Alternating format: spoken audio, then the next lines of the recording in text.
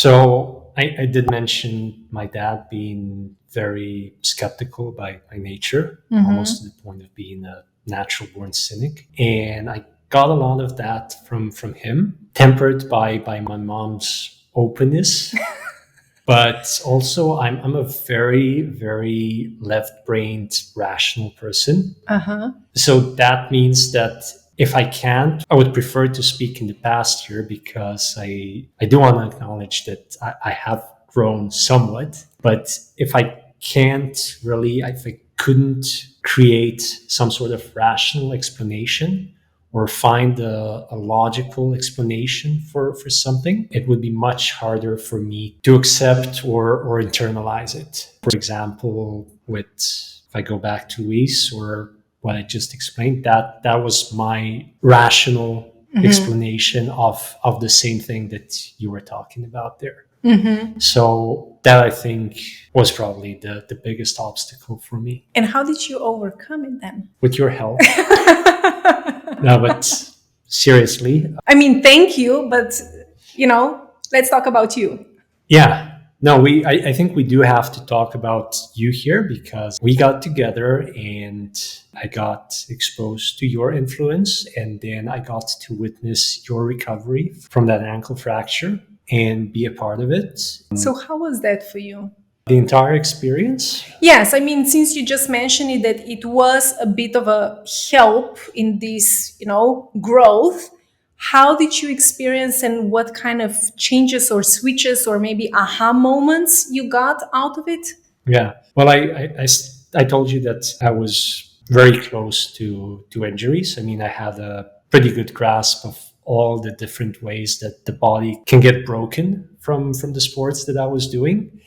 And so I was aware that ankle injuries, ankle fractures, for example, can be really, really difficult, like life-altering injuries that can leave people limping or with fused ankles or whatever for the rest of their lives. And I got one of the worst And things. so, yeah, even before we learned all the details, I remember that first hour at the medical center when the nurse came back with your x-rays and she said, well, I'm sorry, this is not a sprain. It seems to be a fracture. My heart just dropped there because I remembered all of the things that I had already read about ankle fractures. And it just felt like such a terrible injury to have. Well, you kept it together very well because I did not feel or see any of that you were hard job, that you were super worried. I mean, you were worried, of course,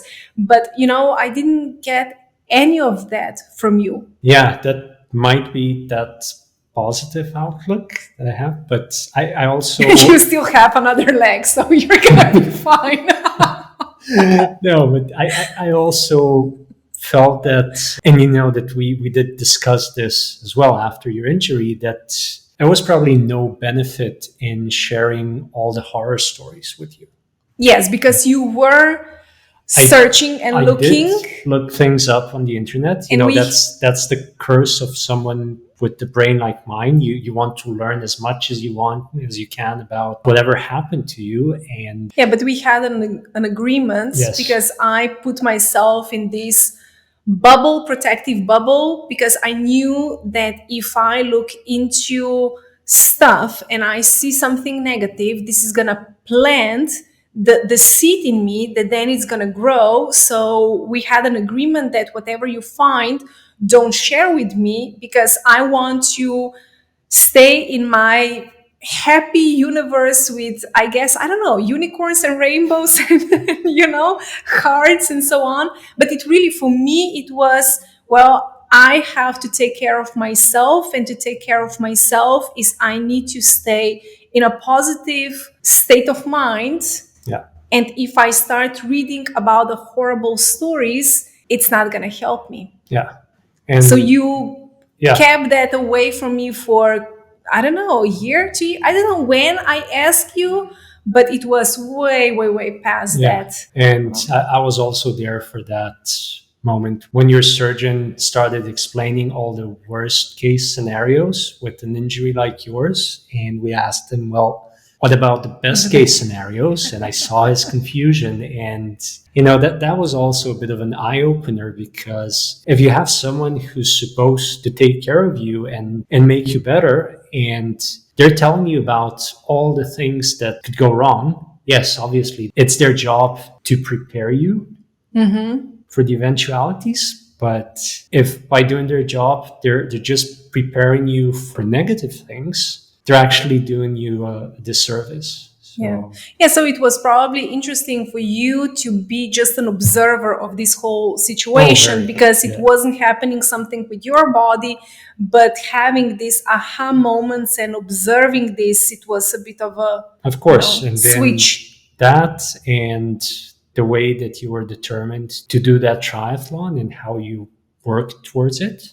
That really opened my eyes to everything that is possible beyond just the physical way of healing. Yes. Well, I definitely approached my healing, in a holistic and way broader aspect. So yes, we were going together because you were driving me 3 hours every 3 weeks from Wanaka to Dunedin for the checkups and stuff. But I was doing so much more, we went together to hell and back with my past traumas, with my childhood traumas, with, all the things that I believe they were important to resolve, because this is then going to give me being more in a relaxed mode.